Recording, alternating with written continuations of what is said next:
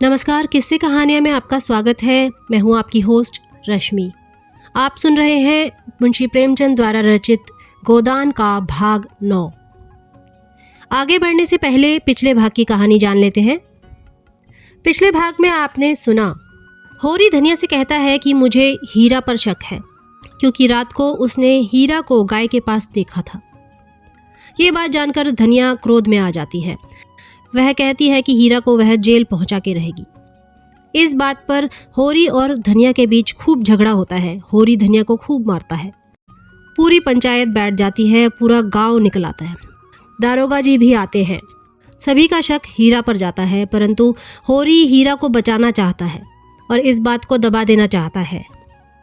गांव के प्रमुख व्यक्ति दाता दीन, झिंगुरी सिंह, नोखेराम इत्यादि होरी को सलाह देते हैं कि दारोगा जी को कुछ पैसे देके ये बात दबा दे, और वे होरी को ये पैसे उधार देने को भी तैयार हो जाते हैं, क्योंकि इन पैसों में उनका भी कमीशन जुड़ा हुआ होता है। परंतु धनिया की होशियारी से होरी इस उधार से बच जाता है। वह सबको भगा देती है, पर दारोगा जी नहीं मानते हैं। वे यह रकम उन्हीं नेताओं से वसूलते हैं। इन सभी सज्जनों की शक्लें देखने लायक हो जाती है। सुनते हैं आगे का भाग। गोदान का भाग 9 प्रस्तुत है। हीरा का कहीं पता न चला और दिन गुजरते जाते थे। होरी से जहां तक दौड़ धूप हो सकी की, फिर हार कर बैठ रहा। खेती बाड़ी की भी फिक्र करनी थी। अकेला आदमी क्या क्या करता, और अब अपनी खेती से ज्यादा फिक्र थी पुनिया की खेती की। पुनिया अब अकेली होकर और भी प्रचंड हो गई थी। होरी को अब उसकी खुशामद करते बीतती थी। हीरा था तो वह पुनिया को दबाए रहता था। उसके चले जाने से अब पुनिया पर कोई अंकुश न रह गया था। होरी की पट्टीदारी हीरा से थी। पुनिया अबला थी, उससे वह क्या तनातनी करता, और पुनिया उसके स्वभाव से परिचित थी और उसकी सज्जनता का उसे खूब दंड देती थी। खैरियत यही हुई कि कारकुन साहब ने पुनिया से बकाया लगान वसूल करने की कोई सख्ती न की। केवल थोड़ी सी पूंजी लेकर राजी हो गए। नहीं, होरी अपनी बकाया के साथ उसकी बकाया चुकाने के लिए भी कर्ज लेने को तैयार था। सावन में धान की रोपाई की ऐसी धूम रही कि मजूर ना मिले, और होरी अपने खेतों में धान ना रोप सका।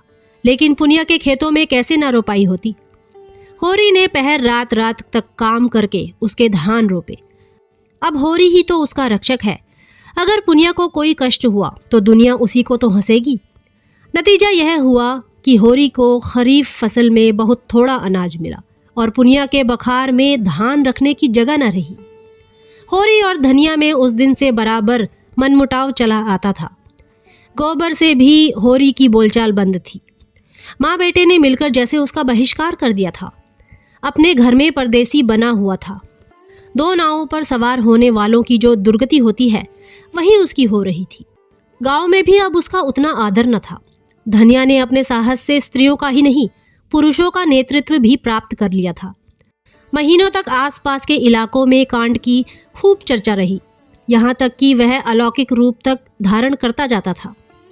धनिया नाम है उसका जी, भवानी का इष्ट है उसे। दरोगा जी ने ज्यों ही उसके आदमी के हाथ में हथकड़ी डाली कि धनिया ने भवानी का सुमिरन किया। भवानी उसके सिर आ गई। फिर तो उसमें इतनी शक्ति आ गई कि उसने एक झटके में पति की हथकड़ी तोड़ डाली और दरोगा की मूछें पकड़कर उखाड़ ली। फिर उसकी छाती पर चढ़ बैठी। दरोगा ने जब बहुत मानता की, तब जाकर उसे छोड़ा। कुछ दिन तक तो लोग धनिया के दर्शनों को आते रहे। वह बात अब पुरानी पड़ गई थी, लेकिन गांव में धनिया का सम्मान बहुत बढ़ गया था। उसमें अद्भुत साहस है और समय पड़ने पर वह मर्दों के भी कान काट सकती है। मगर धीरे धीरे धनिया में एक परिवर्तन हो रहा था। होरी को पुनिया की खेती में लगे देखकर भी वह कुछ न बोलती थी, और यह इसलिए नहीं कि वह होरी से विरक्त हो गई थी, बल्कि इसलिए कि पुनिया पर अब उसे भी दया आती थी। हीरा का घर से भाग जाना उसकी प्रतिशोध भावना की तुष्टि के लिए काफी था। इसी बीच में होरी को ज्वर आने लगा। फसली बुखार फैला था ही। होरी उसकी चपेट में आ गया, और कई साल के बाद जो ज्वर आया तो उसने सारी बकाया चुका ली। 1 महीने तक होरी खाट पर पड़ा रहा। इस बीमारी ने होरी को तो कुचल डाला ही, पर धनिया पर भी विजय पा गई। पति जब मर रहा है तो उससे कैसा बैर। ऐसी दशा में तो बैरियों से भी बैर नहीं रहता। वह तो अपना पति है। लाख बुरा हो, पर उसी के साथ जीवन के 25 साल कटे हैं।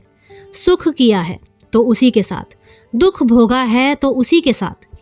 अब तो चाहे वह अच्छा है या बुरा, अपना है। दाढ़ी जार ने मुझे सबके सामने मारा, सारे गांव के सामने मेरा पानी उतार लिया, लेकिन तब से कितना लज्जित है कि सीधे ताकता नहीं। खाने आता है तो सिर झुकाए खाकर उठ जाता है, डरता रहता है कि मैं कुछ कह ना बैठूं। होरी जब अच्छा हुआ तो पति पत्नी में मेल हो गया था।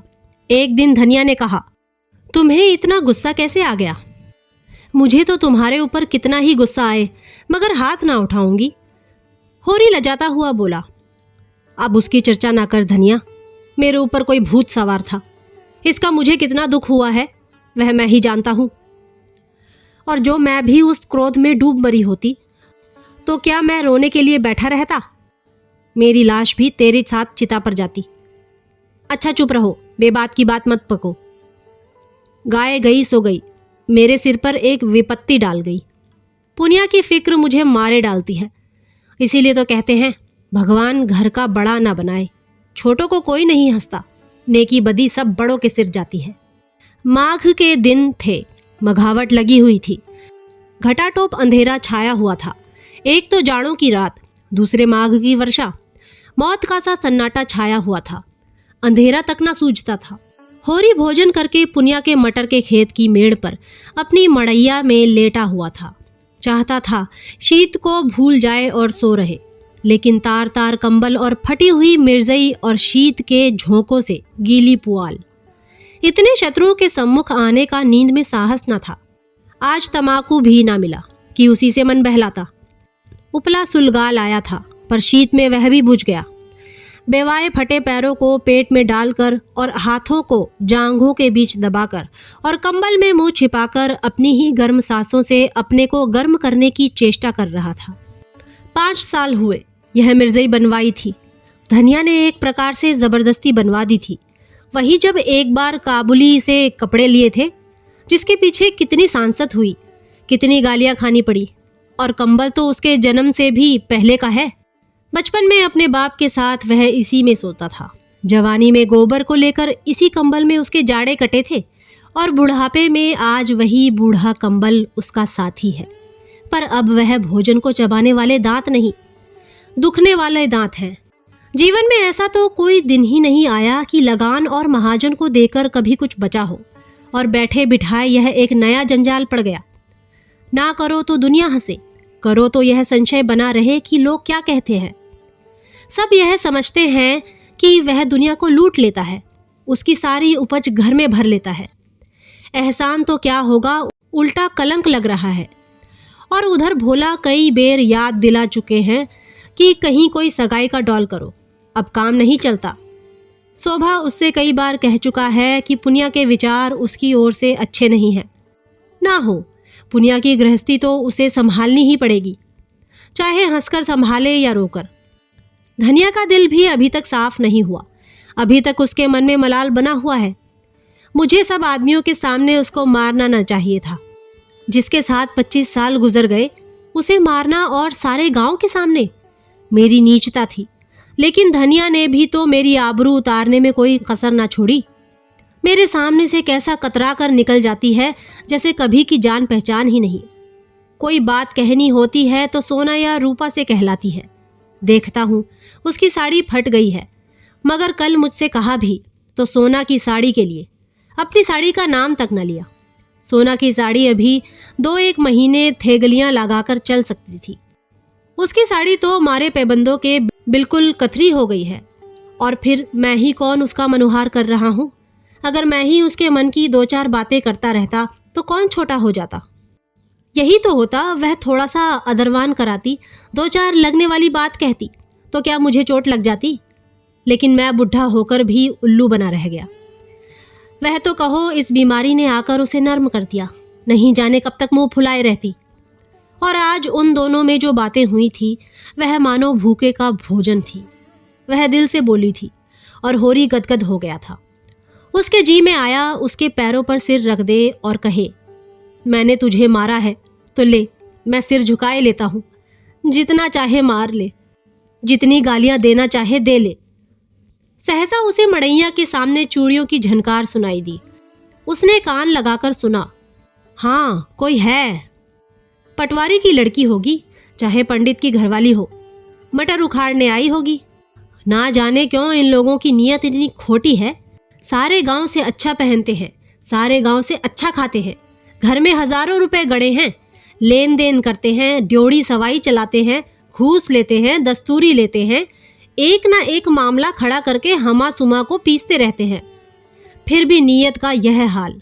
बाप जैसा होगा वैसी ही संतान भी होगी। और आप नहीं आते, औरतों को भेजते हैं। अभी उठकर हाथ पकड़ लूं तो क्या पानी रह जाए। नीच कहने को नीच हैं, जो ऊंचे हैं उनका मन तो और भी नीचा है। औरत जात का हाथ पकड़ते भी तो नहीं बनता, आंखों देखकर मक्खी निगलनी पड़ती है। उखाड़ ले भाई, जितना तेरा जी चाहे। समझ ले मैं नहीं हूं। बड़े आदमी अपनी लाज ना रखे, छोटों को तो उनकी लाज रखनी ही पड़ती है। मगर नहीं, यह तो धनिया है, पुकार रही है। धनिया ने पुकारा, सो गए कि जागते हो? होरी झटपट उठा और मड़ैया के बाहर निकल आया। आज मालूम होता है देवी प्रसन्न हो गई, उसे वरदान देने आई है।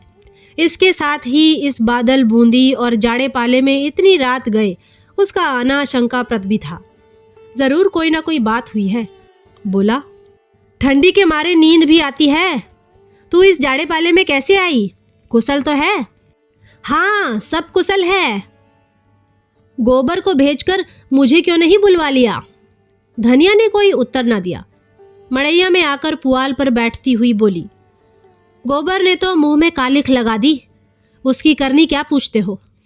जिस बात को डरती थी वह होकर रही। क्या हुआ? किसी से मारपीट कर बैठा? अब मैं जानू क्या कर बैठा, चलकर पूछो उसी रांड से। किस रांड से? क्या कहती है तू? बोरा तो नहीं गई? हाँ, बोरा क्यों ना जाऊंगी, बात ही ऐसी हुई है कि छाती दुगनी हो जाए। होरी के मन में प्रकाश की एक लंबी रेखा ने प्रवेश किया। साफ साफ क्यों नहीं कहती? किस रान को कह रही है? उसी झुनिया को, और किसको? तो झुनिया क्या यहां आई है? और कहां जाती? पूछता कौन? गोबर क्या घर में नहीं है? गोबर का कहीं पता नहीं, जाने कहां भाग गया। इसे 5 महीने का पेट है। होरी सब कुछ समझ गया। गोबर को बार बार अहिराने जाते देखकर वह खटका था जरूर, मगर उसे ऐसा खिलाड़ी ना समझता था। युवकों में कुछ रसिकता होती ही है, इसमें कोई नई बात नहीं। मगर जिस रुई के गाले को उसने नीले आकाश में हवा के झोंके से उड़ते देखकर केवल मुस्कुरा दिया था, वह सारे आकाश में छाकर उसके मार्ग को इतना अंधकारमय बना देगा, यह तो कोई देवता भी ना जान सकता था। गोबर ऐसा लंपट? वह सरल गवार जिसे वह अभी बच्चा समझता था, लेकिन उसे भोज की चिंता न थी, पंचायत का भय न था। जुनिया घर में कैसे रहेगी, इसकी चिंता भी उसे न थी। उसे चिंता थी गोबर की। लड़का लज्जाशील है, अनाड़ी है, आत्माभिमानी है, कहीं कोई नादानी ना कर बैठे। घबराकर बोला, जुनिया ने कुछ कहा नहीं? गोबर कहाँ गया? उससे कहकर ही गया होगा। धनिया झुंझलाकर बोली, तुम्हारी अकल तो घास खा गई है। उसकी चहेती तो यहाँ बैठी है, भागकर जाएगा कहाँ? यहीं कहीं छिपा बैठा होगा। दूध थोड़े ही पीता है कि खो जाएगा। मुझे तो इस कलमुही जुनिया की चिंता है कि इसे क्या करूं। अपने घर में तो मैं क्षण भर भी ना रहने दूंगी। जिस दिन गाय लाने गया है उसी दिन से दोनों में ताक झाक होने लगी। पेट ना रहता तो अभी बात ना खुलती, मगर जब पेट रह गया तो जुनिया लगी घबराने। कहने लगी, कहीं भाग चलो। गोबर टालता रहा। एक औरत को साथ लेके कहाँ जाए, कुछ ना सूझा। आखिर जब आज वह सिर हो गई कि मुझे यहाँ से ले चलो, नहीं मैं परान दे दूंगी, तो बोला, तू चलकर मेरे घर में रह, कोई कुछ ना बोलेगा, अम्मा को मना लूंगा। यह गधी उसके साथ चल पड़ी। कुछ दूर तो आगे आगे आता रहा, फिर ना जाने किधर सरक गया। यह खड़ी खड़ी उसे पुकारती रही। जब रात भीग गई और वह ना लौटा, भागी यहाँ चली आई। मैंने तो कह दिया, जैसा किया है वैसा फल भोग। चुड़ैल ने लेके मेरे लड़के को चौपट कर दिया, तब से बैठी रो रही है, उठती ही नहीं। कहती है अपने घर कौन मुंह लेकर जाऊं, भगवान ऐसी संतान से तो बांझ ही रखे तो अच्छा। सवेरे होते होते सारे गांव में कांव कांव मच जाएगी। ऐसा जी होता है माहुर खा लूं। मैं तुमसे कहे देती हूँ, मैं अपने घर में ना रखूंगी। गोबर को रखना हो अपने सिर पर रखे, मेरे घर में ऐसी छत्तीसियों के लिए जगह नहीं है। और अगर तुम बीच में बोले तो फिर या तो तुम ही रहोगे या मैं ही रहूंगी। होरी बोला, तुझसे बना नहीं, उसे घर में आने ही ना देना चाहिए था। सब कुछ कह के हार गई, टलती ही नहीं, धरना दिए बैठी है। अच्छा चल, देखूं कैसे नहीं उठती, घसीट कर बाहर निकाल दूंगा। दाढ़ीजार भोला सब कुछ देख रहा था पर चुप्पी साधे बैठा रहा। बाप भी ऐसे बेहया होते हैं? वह क्या जानता था इनके बीच में क्या खिचड़ी पक रही है। जानता क्यों नहीं था? गोबर रात दिन घेरे रहता था तो क्या उसकी आंखें फूट गई थीं? सोचना चाहिए था ना कि यहाँ क्यों दौड़ दौड़ आता है। चल मैं झुनिया से पूछता हूं ना। दोनों मड़ैया से निकलकर गांव की ओर चले। होरी ने कहा, 5 घड़ी रात के ऊपर गई होगी। धनिया बोली, हाँ और क्या, मगर कैसा सोता पड़ गया है। कोई चोर आए तो सारे गांव को मूस ले जाए। चोर ऐसे गांव में नहीं आते, धनियों के घर जाते हैं। धनिया ने ठिठक कर होरी का हाथ पकड़ लिया और बोली, देखो हल्ला ना मचाना, नहीं सारा गांव जाग उठेगा और बात फैल जाएगी। होरी ने कठोर स्वर में कहा, मैं यह कुछ नहीं जानता, हाथ पकड़कर घसीट लाऊंगा और गांव के बाहर कर दूंगा। बात तो एक दिन खुलनी ही है, फिर आज ही क्यों ना खुल जाए। वह मेरे घर आई क्यों? जाए जहां गोबर है। उसके साथ कुकर्म किया तो क्या हमसे पूछकर किया था? धनिया ने फिर उसका हाथ पकड़ा और धीरे से बोली, तुम उसका हाथ पकड़ोगे तो वह चिल्लाएगी, तो चिल्लाया करे। मुद्दा इतनी रात गए इस अंधेरे सन्नाटे रात में जाएगी कहां, यह तो सोचो। जाए जहां उसके सगे हो, हमारे घर में उसका क्या रखा है। हाँ, लेकिन इतनी रात गए घर से निकालना उचित नहीं। पांव भारी है, कहीं डर डरा जाए तो और आफत हो। ऐसी दशा में कुछ करते धरते भी तो नहीं बनता। हमें क्या करना है, मरे या जिए, जहां चाहे जाए। क्यों अपने मुंह में कालिख लगाऊं?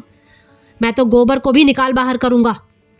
धनिया ने गंभीर चिंता से कहा, कालिख जो लगनी थी वह तो अब लग चुकी, वह अब जीते जी नहीं छूट सकती। गोबर ने नौका डुबा दी। गोबर ने नहीं डुबाई, इसी ने।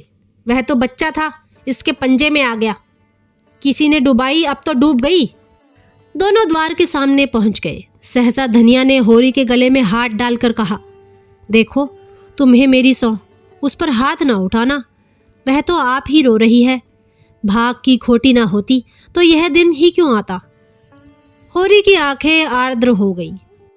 धनिया का यह मात्र स्नेह उस अंधेरे में भी जैसे दीपक के समान उसकी चिंता जर्जर आकृति को शोभा प्रदान करने लगा। दोनों ही के हृदय में जैसे अतीत यौवन सचेत हो उठा। होरी को इस वीत यौवना में भी वही कोमल हृदय बालिका नजर आई जिसने 25 साल पहले उसके जीवन में प्रवेश किया था।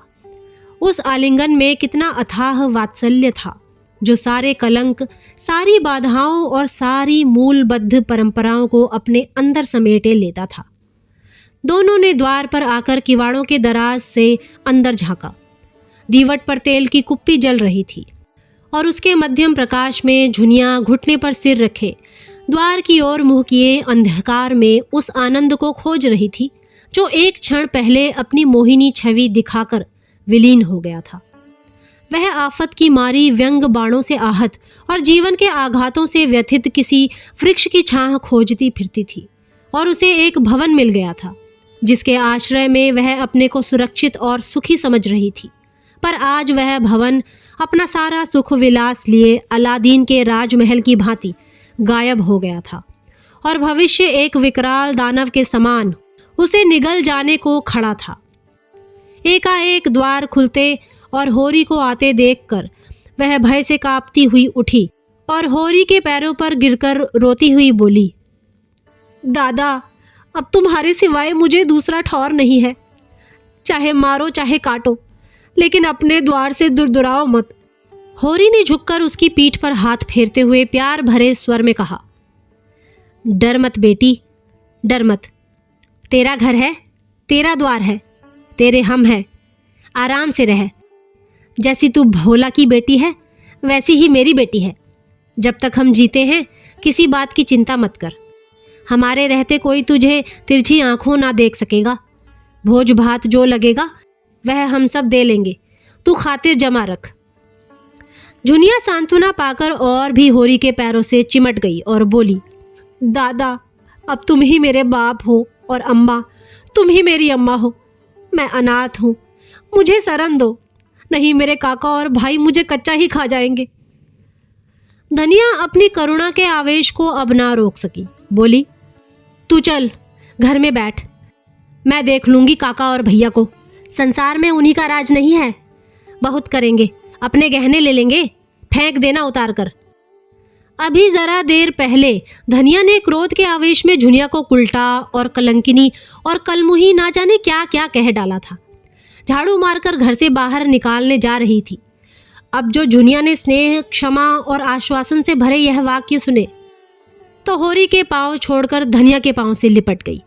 और वही साध्वी जिसने होरी के सिवा किसी पुरुष को आंख भरकर देखा भी न था, इस पापिष्ठा को गले लगाए उसके आंसू पोंछ रही थी और उसके त्रस्त हृदय को अपने कोमल शब्दों से शांत कर रही थी, जैसे कोई चिड़िया अपने बच्चे को परों में छिपाए बैठी हो।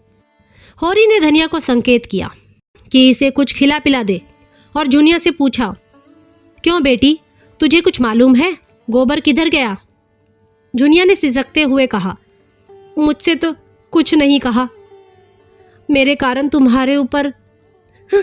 यह कहते कहते उसकी आवाज आंसुओं में डूब गई। होरी अपनी व्याकुलता ना छिपा सके। जब तूने आज उसे देखा तो कुछ दुखी था? बातें तो हंस हंस कर रहे थे। मन का हाल भगवान जाने। तेरा मन क्या कहता है गांव में ही कि कहीं बाहर चला गया? मुझे तो शंका होती है कहीं बाहर चले गए हैं। यही मेरा मन भी कहता है। कैसी नादानी की। हम उसके दुश्मन थोड़े ही थे। जब भली या बुरी एक बात हो गई तो उसे निभानी पड़ती है। इस तरह भागकर तो उसने हमारी जान आफत में डाल दी। धनिया ने जुनिया का हाथ पकड़कर अंदर ले जाते हुए कहा, कायर कहीं का, जिसकी बाह पकड़ी उसका निबाह करना चाहिए कि मुंह में कालिख लगाकर भाग जाना चाहिए।